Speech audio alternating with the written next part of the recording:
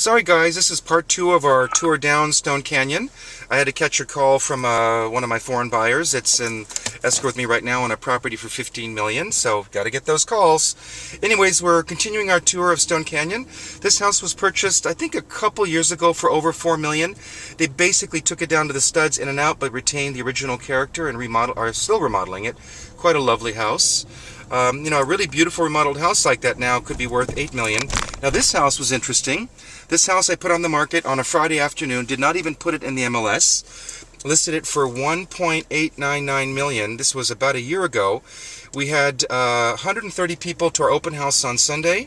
We had 13 offers by Monday morning, and I sold it for $2.1 million, so it sold for about $200,000 over the asking price. A buyer from London bought it sight unseen, never actually physically saw the property, paid all cash, 5-day escrow with no contingencies, and now has basically taken it down to the studs and rebuilding a major, actually not major, what am I talking about? It's only about 5,000 square feet, but a beautiful, basically new home. Now over here to our right, we have the world-famous Bel Air Hotel.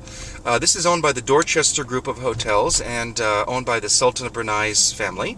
And they've been undergoing right now about a year-and-a-half major remodeling project. And you can see all the workers taking off on their lunch break. And it's slated to open in a couple of months, although, which is supposed to be ahead of schedule, but based on what I'm seeing here, I think it's going to be a little longer than a couple months to get that one finished. But we're all excited because it's a hangout that we all used to love to go to. The Bel Air Hotel Lounge in particular, which had a beautiful fireplace, and I understand they're retaining most of the design of the bar lounge. Is a great place for all of us locals to go for drinks or after dinner. We'd love to go there for dinner at the hotel and have a nice lovely evening and enjoy the beautiful ambiance of the trees and being kind of in the forest here and the lovely little ponds and lakes and streams there at the Bel Air Hotel and the swans, which is one of their signatures.